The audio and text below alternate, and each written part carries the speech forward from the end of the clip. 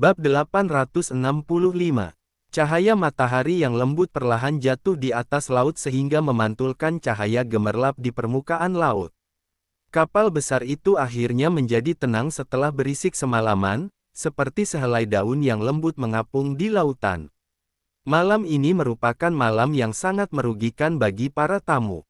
Semua infrastruktur di kapal rusak parah. ATM langsung dihancurkan dan semua uang tunai dirampok seperti di kasino. Semua benda yang tidak bisa diambil akan dihancurkan. Para pengusaha kaya telanjang bulat satu persatu, sementara para penjudi yang dirampok menangis sambil berjongkok di sudut tembok. Mereka tidak berani melawan sama sekali. Bagaimanapun juga, bisa bertahan hidup di situasi seperti ini sudah cukup bagi mereka karena uang hanyalah sesuatu yang bersifat sementara. Chandra membawa Bella ke tempat yang tinggi. Bella melihat pemandangan kacau di bawah, matanya berkaca-kaca, lalu berkata sambil menangis, Tidak. Hentikan. Dia tidak pernah menyangka kalau keinginannya yang sesaat akan menyebabkan bencana yang sangat dahsyat. Dia sudah terbiasa berkuasa dan bertindak semaunya di kapal selama bertahun-tahun. Saat bos tidak ada, dia merasa dirinya adalah yang terhebat dan bertindak semaunya. Tanpa disangka, kali ini dia mendapat kesulitan besar. Semua usaha kerja keras bosnya selama bertahun-tahun hancur dalam sekejap. Dia berlutut dan membungkuk kepada Chandra. Aku mohon hentikan ini. Aku salah, aku benar-benar bersalah. Bunuh saja aku, hancurkan aku dan beri aku makan ke ikan, tapi jangan hancurkan kapal ini. Sekarang dia sudah menebak kalau orang yang dia ganggu adalah seorang bos besar. Orang itu sama sekali tidak takut dengan kekuatan di belakangnya. Hukum alam memang seperti itu, yang kuat menetapkan aturan dan menentukan hidup dan mati. Chandra menghela napas. Waktu kamu memegang kekuasaan, apa kamu pernah kasih kesempatan ke orang lain? Kami mencoba untuk berdamai denganmu secara pribadi, tapi apa kamu kasih mereka kesempatan? Bella jatuh terduduk di atas geladak. Dia tidak bisa mengucapkan kata-katanya dengan lengkap. Chandra tersenyum sinis dari balik topengnya. Enggak, kan? Yang ada di dalam hatimu itu cuma satu, yaitu balas dendam. Kamu bahkan nggak peduli dengan orang dan anak yang nggak bersalah. Kamu tahu kalau, Chandra menghela napas. Sebenarnya bosku ingin berhenti sampai di situ karena kamu seorang wanita, tapi kamu malah menekannya. Apa kamu tahu apa arti ibu dan anak perempuan itu baginya? Mereka itu adalah hidupnya. Bella menggelengkan kepalanya dengan keras. Aku nggak tahu, aku benar-benar nggak tahu. Waktu kamu berdiri di tempat tinggi dan memegang hidup dan mati orang lain, apa kamu pernah berpikir kalau ada orang yang lebih hebat di luar sana? Semua hal yang terjadi hari ini, baik itu kamu atau bosmu, adalah akibat dari perbuatanmu sendiri. Perhatikanlah dengan baik, bagaimana kapal ini hancur. Bella berteriak dengan histeris. Tidak, kamu merasa nggak enak waktu seseorang mencekik tenggorokanmu, kan? Jangan lupa kalau beberapa saat lalu, kamu juga pernah melakukan hal yang sama pada seorang ibu dan anak perempuan. Apa saat itu dia juga memohon agar kamu melepaskan anaknya? Wajah Selena memenuhi benak Bella. Ya, wanita itu memohon ampun dan memandang dirinya dengan penuh kesedihan. Tapi apa yang kamu lakukan? Apa kamu memberinya kesempatan? Enggak, kan? Kamu merasa kalau semuanya itu adalah kesialan mereka dan mereka pantas menderita. Mereka hanya menjadi alat balas dendammu. Kamu mau menggunakan mereka untuk meredakan kemarahanmu. Chandra mengambil kesimpulan terakhirnya dengan dingin. Kamu harus membayar utang yang kamu tanggung sendiri. Rasakanlah penderitaan di mana kamu nggak berdaya. Ukirlah selamanya di dalam hatimu. Ini adalah pilihanmu sendiri. Bella tidak bisa berbuat apa-apa, hanya bisa melihat dengan mata kepala sendiri saat hasil usaha kerja keras mereka hancur. Air mata perlahan berubah menjadi air mata darah dan jatuh satu persatu di atas geladak. Bab 866. Pasukan bayaran pergi dengan santai setelah merampok semuanya. Saat fajar hampir tiba, Selena yang masih tertidur pun berhasil dipindahkan oleh seseorang. Harvey mandi, membuka pintu kamar, dan angin laut yang segar menyambut wajahnya, menghilangkan kegelisahan yang telah lama menghantuinya. Selain lantai mereka, tempat lainnya hancur berantakan. 90% orang sudah pergi dan 10% yang tersisa adalah orang mereka sendiri. Ratusan anak buah Bella diikat dengan kuat dan duduk di atas geladak. Bella dilepaskan oleh Chandra dan dia segera berlari ke bawah. Restoran, lantai dansa, berbagai toko barang mewah, dan tempat hiburan semuanya berantakan. Bella jatuh di tengah reruntuhan dengan air mata mengalir di wajahnya. Semua lenyap, semuanya sudah lenyap. Dia berjalan terhuyung-huyung menuju bar. Dia suka minum beberapa gelas di sini waktu dia tidak sibuk. Seperti dewa yang melihat kesedihan dan kebahagiaan orang lain. Bir yang berharga di dalamnya telah dirampok habis, sementara yang tidak berharga dihancurkan di lantai. Bella berjalan ke depan langkah demi langkah dan berlutut untuk mengambil setengah botol bir. Dia memegang bir yang penuh dengan pecahan dan meminumnya sedikit demi sedikit. Saat tetes terakhirnya habis diminum, kilauan keputusasaan terpancar di matanya. Dia menggenggam ujung pecahan dan mengarahkannya pada arteri besarnya dengan keras. Dia membuat kapal menjadi seperti ini dan menyebabkan kerugian besar bagi bosnya. Kemanapun dia melarikan diri, bosnya tidak akan membiarkannya lepas. Apalagi dia tahu kalau dirinya bersalah, jadi dia tidak pernah berpikir untuk melarikan diri. Mati untuk menebus dosa adalah cara yang paling tak terelakkan. Namun, pada saat itu juga, terdengar suara, dor. Sebuah peluru tepat mengenai pecahan kaca di tangan wanita itu. Tangannya terasa mati rasa, sementara pecahan kaca itu hancur berkeping-keping. Bella menoleh ke belakang dan melihat Harvey yang bertubuh tinggi. Harvey menyimpan senjatanya dan mendekat dengan santai. Dia mengenakan setelan jas yang baru. Bahkan saat berdiri di tengah puing-puing, dia tetap terlihat gagah dan menarik perhatian. "Siapa kamu sebenarnya?" seru Bella dengan gigi terkatup. Pria ini belum pernah muncul sampai sekarang, tetapi dia tetap membuatnya terpesona dan melakukan kejahatan sebesar ini. Harvey memandangnya dari atas dengan pandangan meremehkan seperti melihat kotoran. "Kamu nggak pantas tahu namaku. Kenapa kamu nggak membiarkanku mati saja kalau kamu mau balas dendam untuknya?" "Mati," Harvey mendengkus dingin. "Mati bagi orang sepertimu adalah sebuah pembebasan. Kamu pikir aku akan membiarkanmu begitu saja?" Wajah Bella menjadi pucat. "Kalau kamu nggak melepaskanku, bosku juga nggak akan. Lagian aku sudah berada di jalan buntu. Mau dibunuh atau dikuliti, lakukan saja sesukamu. Jangan khawatir, aku nggak akan membunuhmu. Aku akan membuatmu hidup dalam penderitaan yang lebih buruk daripada kematian. Kamu suka pria, kan? Mulai hari ini, kamu nggak akan kekurangan pria.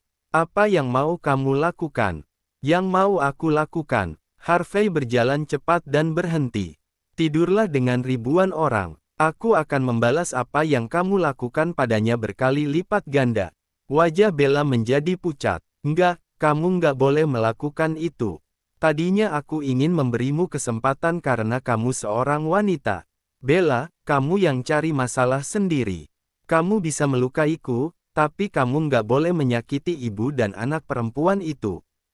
Tanpa menoleh, Harvey berkata dengan suara rendah.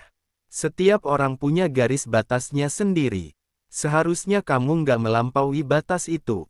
Alex membawa orang-orangnya ke sini dan Harvey memerintahkan dengan wajah dingin, bawa dia ke gua kekelaman. Begitu mendengar nama tempat itu, Bella langsung menggelengkan kepalanya dengan keras. "Nggak mau, bunuh aku saja, bunuh aku." Namun, Harvey pergi tanpa menoleh. Bab 867. Entah berapa lama Selena tidur sebelum terbangun dalam keadaan bingung. Bahkan sebelum membuka mata, seluruh tubuhnya sudah terasa sakit. Sebaliknya, ada bagian tubuhnya yang terasa dingin. Dia mengangkat selimut dan melihat kalau dia sudah memakai piyama yang lembut dan nyaman. Harvey sudah membersihkan tubuhnya yang berada di balik selimut dengan penuh perhatian dan memberikan obat pada privasinya sehingga tidak ada rasa sakit atau pembengkakan. Selena teringat apa yang terjadi dan mukanya langsung merona. Bagaimana dia harus menghadapi Gio sekarang? Namun, tidak ada sosok Gio di sekitarnya. Setelah diperhatikan dengan saksana, ini bukanlah kamarnya sendiri. Tidak ada lagi sensasi bergoyang di atas kapal. Ini di darat. Kenapa dia bisa tidur dan bangun di pantai? Selena memandang pemandangan sekelilingnya yang asing. Ini membuatnya merasa sangat gelisah. Luna ada di mana? Selena segera turun dari tempat tidur tanpa memperhatikan tubuhnya yang lemah dan lelah. Dia pun langsung terjatuh. Untungnya ada karpet bulu tebal di lantai sehingga dia tidak terluka. Mendengar suara dari dalam kamar, suara anak kecil terdengar, "Ibu." Luna berlari keluar dari dalam kamar dan saat melihat anaknya baik-baik saja, Selena merasa lega. "Sayang." Selena memutar anaknya, untungnya anaknya tidak terluka.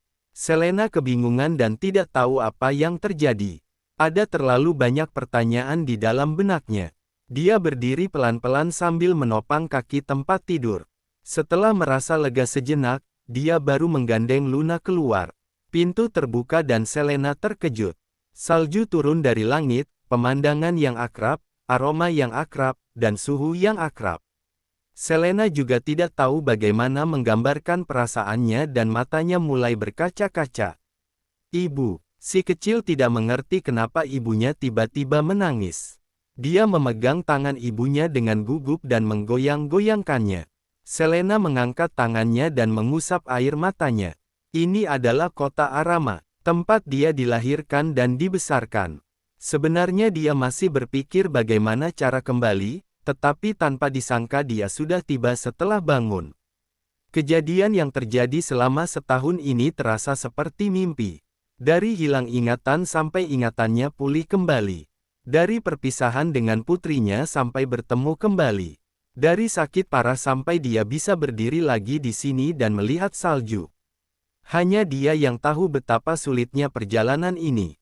Dia mengulurkan tangannya dan menangkap kepingan salju yang turun dari langit. Tiba-tiba dia sudah berusia 23 tahun, tetapi masih menangis seperti seorang anak kecil. "Aku kembali, akhirnya aku kembali. Nona." Suara Sandy terdengar dan Selena mengusap air matanya. "Maaf, aku agak kehilangan kendali. Aku hanya terlalu bersemangat. Tidak ada yang bisa memahami perasaannya ini. Banyak hal yang berubah dalam beberapa tahun singkat ini." "Tidak apa-apa." Setelah suasana hati Selena pulih kembali, dia bertanya, "Gio ada di mana? Apa yang terjadi? Kenapa kita ada di sini?" Sandy menjelaskan, "Saya baru saja ingin mengatakan hal ini pada Nona. Jangan khawatir, saya akan menjelaskannya satu persatu." Selena mengangguk. "Oke, katakanlah." Setelah Nona hilang, Kak Gio mencari tahu kabar Nona dan mengetahui kalau Nona dibawa ke tempat seperti itu. Kak Gio segera menghubungi Dr. Lewis dan meminjam uang dari beliau. Untuk berjaga-jaga, Dr. Lewis meminta bantuan temannya dan menghabiskan banyak uang untuk menyewa tentara bayaran demi menyelamatkan kita dari kapal. Kita kembali dengan helikopter. Oh ya, rumah ini juga diatur oleh Dr. Lewis. Dia bilang ini adalah tempat tinggal Nona sebelumnya. Dr. Lewis membantu kita. Bab 868. Pernyataan Sandy terdengar sempurna pada awalnya, tetapi Selena merasa curiga. Ini bukan 6 juta atau 60 juta, melainkan 600 miliar. Selain itu, tidak ada yang tahu berapa harga yang akan tercapai pada hari itu, jadi dia pasti akan meminjam uang lebih dari 600 miliar. Keluarga Lewis lumayan kaya karena dia berasal dari keluarga medis yang terkenal, tetapi dia mungkin mengeluarkan beberapa ratus miliar sebagai modal bergerak dengan mudah. Apalagi dia hanyalah temannya, bukan kekasihnya. Apa dia punya cara untuk mencari tentara bayaran? Bukan berarti Lewis tidak bisa melakukannya, hanya saja orang sepertinya tidak terlalu mungkin melakukan hal seperti itu.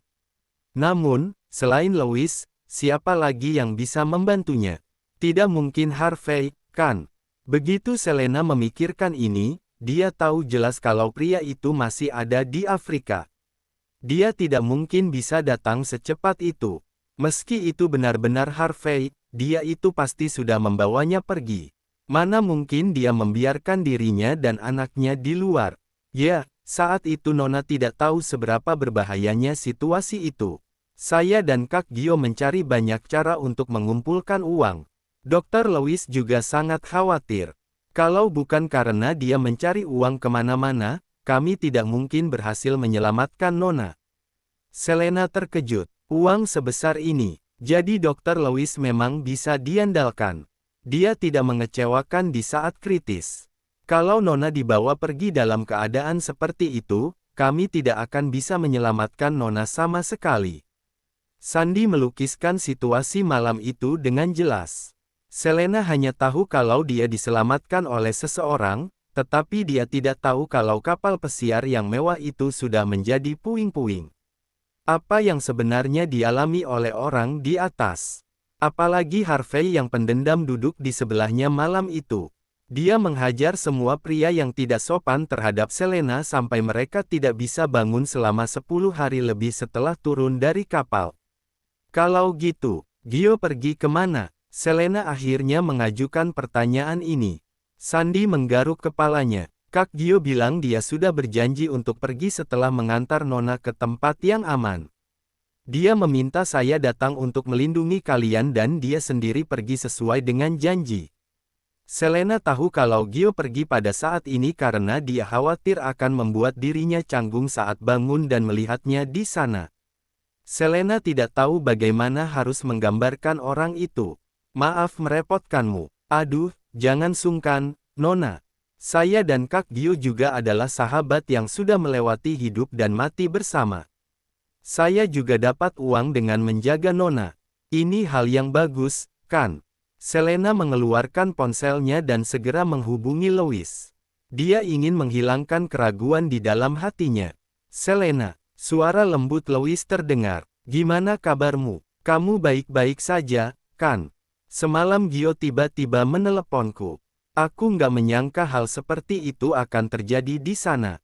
Itu sangat menakutkan. Apa benar Lewis yang membantunya? Gimana kamu bisa mengeluarkan uang sebanyak itu? Aku meminjamnya dari keluarga Yoharja. Uang hanyalah sesuatu yang duniawi, yang penting kamu aman dan selamat. Selena mengernyitkan keningnya. Kasih tahu aku nomor rekeningmu. Nanti aku akan mentransfer semua uangnya kembali. Sekarang kamu ada di kota Arama. Kalau kamu menggerakkan uangmu, Harvey pasti akan tahu. Biarkan saja dia tahu. Aku nggak bisa bersembunyi seumur hidupku dan aku juga nggak bisa membiarkanmu mengeluarkan uang sebanyak itu dengan cuma-cuma. Itu bukan 400 atau 600 ribu. Kalau uang sebesar itu membuat rantai keuangan keluarga orang lain terganggu atau kalau Lewis meminjam uang dengan bunga tinggi, berapa bunga yang harus dibayarnya dalam sehari? Apalagi setengah tahun istirahatnya dan beberapa bulan mengembara di kapal semuanya diurus oleh Lewis. Lewis dan Selena tidak punya hubungan keluarga dan Lewis bukanlah orang yang melakukan amal. Selena sudah merasa bersalah sejak lama. Aku benar-benar nggak apa-apa, yang penting adalah keselamatanmu. Kasih tahu aku nomor rekeningmu. Kalau nggak, aku akan langsung mengirimkannya ke kediaman Martin. Bab 869. Lewis menghela napas. Aku nggak bisa menang darimu. Aku akan mengirimkannya ke kamu nanti. Pikirkan dulu dengan baik. Saya sudah memutuskannya, Dr. Lewis. Terima kasih banyak atas bantuanmu selama setahun ini, kata Selena dengan tulus. Kalau bukan karena Lewis, dia tidak akan sampai ke titik ini hari ini, dan dia tidak akan pernah bertemu dengan putrinya. Dibandingkan dengan kehidupan tanpa harapan sebelumnya, dia sudah mendapatkan kejutan tak terduga. Lewis merasa bingung dan tidak tahu bagaimana menjelaskannya, jadi dia hanya mengangguk dan berkata, nggak perlu berterima kasih padaku. Sebenarnya aku juga nggak melakukan apa-apa. Intinya, kamu harus hati-hati, ya. Setelah menutup telepon, tangan Lewis penuh dengan keringat. Abel segera mendekatkan kepalanya. Gimana? Selena nggak mencurigai kakak, kan? Kedengarannya nggak, sih. Soalnya selain aku, dia nggak bisa membayangkan siapa lagi yang bisa membantunya. Abel menghela napas dengan putus asa.